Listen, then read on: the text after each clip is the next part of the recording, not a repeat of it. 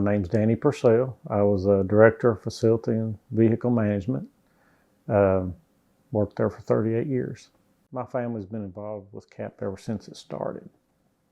Father Biden was the pastor at our church.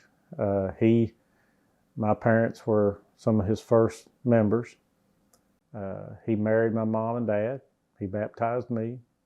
I grew up as an altar boy and stuff with him. And so I knew him on a personal level before I ever started at CAP. And my uncle, George Purcell, was credited with being CAP's first employee. So I've had another uncle to volunteer and an aunt that worked there. But yeah, I think there's probably been somebody associated with CAP pretty much since it started.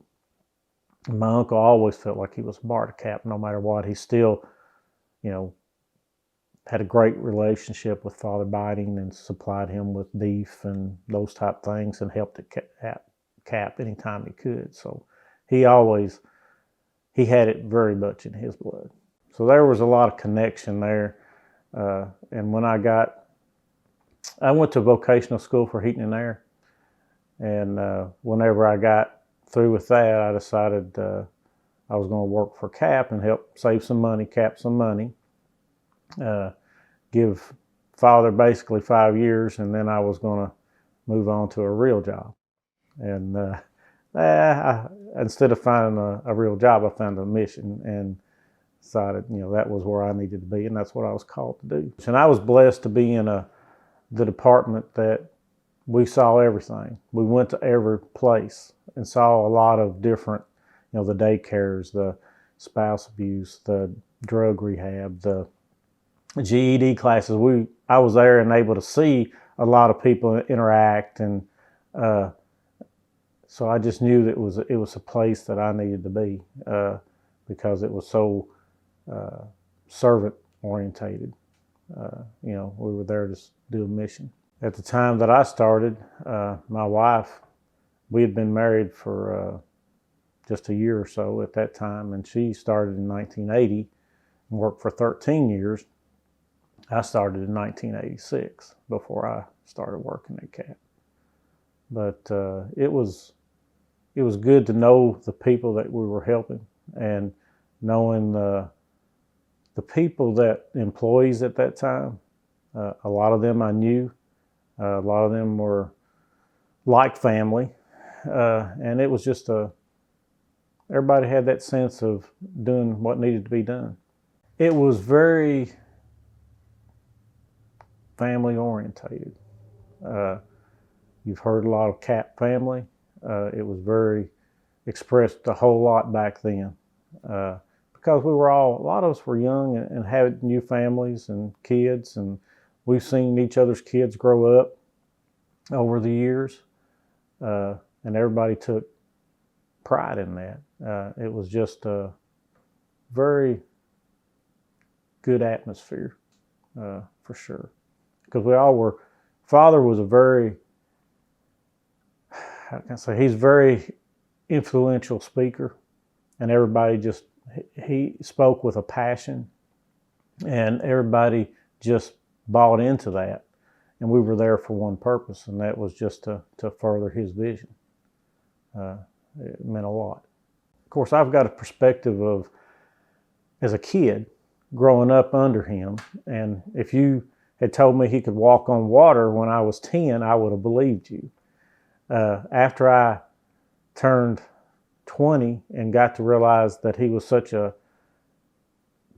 person that he was, the man that he was, not that he was without faults, because there was things that I disagreed with, and understood that he had compassion for people, and he just loved people, and he wanted to bring Christ into their lives and wanted to help them. And that, to me, it went from, I guess, just holding him up above everything to really just admiring him as a man and the things that he accomplished. I saw a lot of that as working at CAP that he could do. He set his mind to do something, he did it. at church and stuff, he always made time for us kids, and and doing things with us and taking us out and doing things with us and our families. And I remember one time when I couldn't have been more than 9 or 10, he took some of the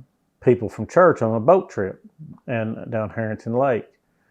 And I was just up there with him. He was driving the boat down, and all of a sudden he just looks at me and says, "Dan, you think you can drive this?" I said, "Well, sure, being 10 years old, I can do anything." And he popped me up there and said, "Just hold to the right and keep her steady." And he went back and started talking to all the other people. And then finally somebody said, "Father, who's driving the boat?" And he said, "Well, Danny's got it." And he said, I think my mom come running up there real quick to see what was going on. But, those type things. He trusted in people.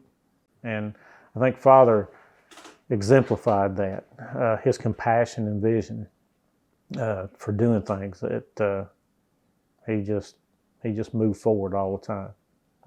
And he left stuff for people like me to finish up on his vision. He was off to the next thing, but he had good people around him, and I think that's what was very successful for him.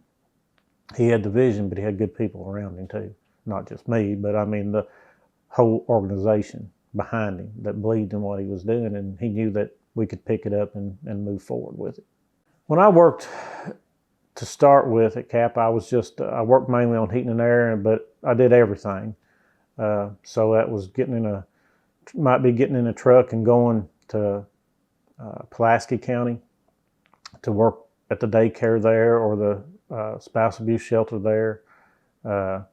We had stuff in Macquarie County at that time. So it was just going out and taking care of whatever needed to be fixed. If there was an issue at one of the buildings, my philosophy was always that the program people that run the program shouldn't have to worry about their vehicles or cars. That was our responsibility. They should focus on the family, the participant, those type things. So we tried to make everything run to where they didn't have to worry about anything but what they had in front of them. So that was our support for the programs. My family could very easily have been participants. When CAP first started. Now, not to say that my dad didn't have a good job and those type things, but when my uncle started, he started as a volunteer to start with, and then became an employee. But I think a lot of people around Lancaster wouldn't have found the jobs that CAP provided for a lot of single moms and those type of things. So it benefited me also in that aspect of, like I said, I was just going to give 5 years and move on and make a good living. I still made a good living, but being blessed with so many things. As you see, when people come up, they find out you work at CAP, they got a story to tell. It's either a parent or a child that they knew that said, I had a lady tell me, found out where I was working. She said, my daughter went to the daycare there, and she said she brought home some GED material. She said the first thing I did was throw it away. She said next week she brought the same stuff home. The next week she brought the same stuff home. She said about the third or fourth time I decided I need to look at this. And she said she credits CAP with giving her the motivation to get her GED, the program that we had. She was being successful in the job that she had. And she said, that just made all the difference in the world to her. And you hear those type stories that, people have connection to CAP. And CAP's affected a lot of people over the years. That's kind of what kept me there, just to hear those type things. And it's amazing the little things that you do that somebody else takes and thinks, man, that made a big difference. I didn't, you might not realize what you do, but it makes a big difference in somebody else's life. I think I was blessed to be where I think CAP was at its peak. Not to say it can't peak again, but I think that in the late 80s, early 90s, we had so many people working and so many different programs going on that it was just amazing that CAP was doing what it was doing, and just to be a small part of that was a big difference. Now, there's a lot of things that changed just because of the way society and everything has changed. There's a lot more emphasis on safety, and when I first started, it was get our job done, and we wouldn't pass a lot of OSHA stuff if we were trying to do it back then. But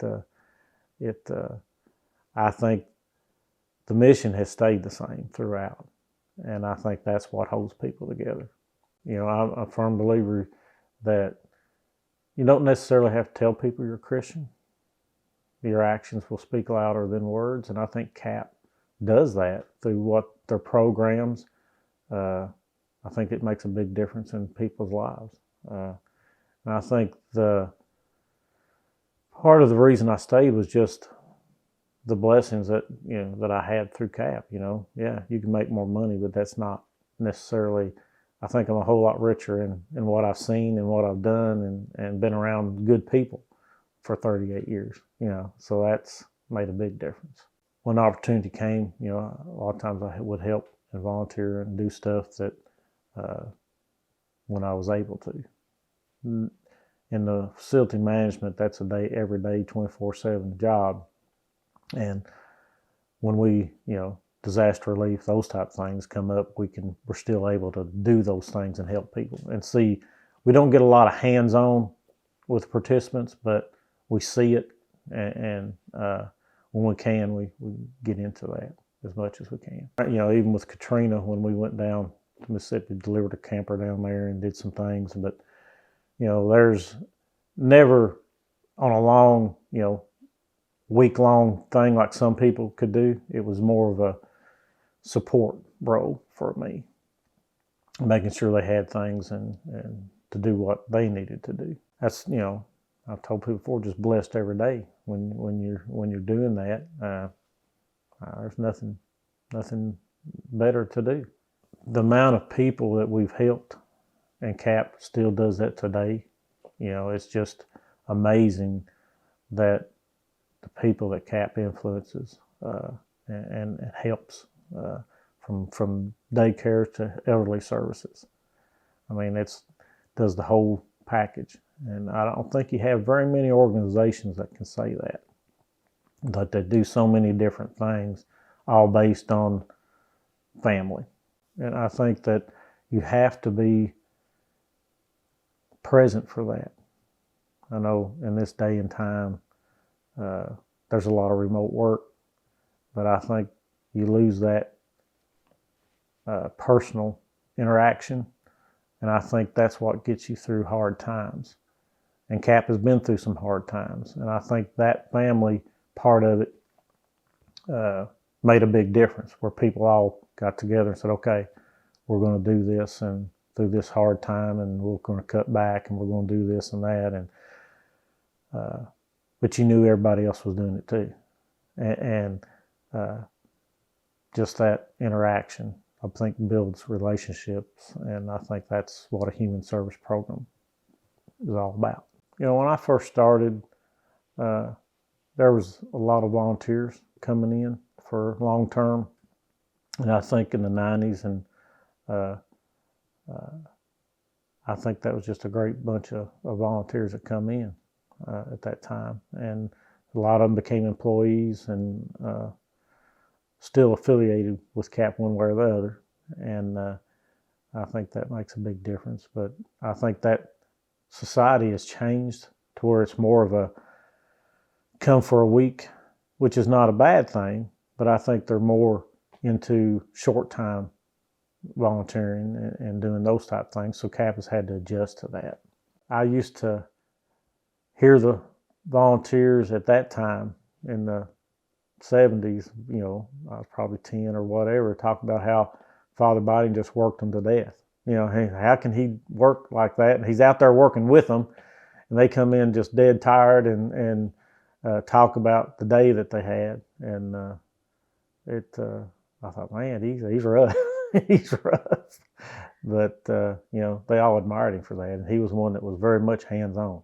He loved to be hands-on. And I think that, seeing it grow, and I'm proud of, the time I've been there, that how much it's grown, not because of me, but it's just being a part of that. It's made a big difference, big difference. So I think CAP has a lot that it can still offer to in the years to come, and I hope things work out very well. Like I said, got to change with the times, I'm sure, on groups and that type of stuff, but hopefully, I think CAP's got a long future yet. Once you get into it, CAP takes hold of you. If you are there for the right reasons, CAP will take hold of you, and after a while, you can't see yourself being anywhere else. There's every day, there's different things and different people that you meet and different stories that you hear. So, yeah, I think that probably has kept me there as much as anything.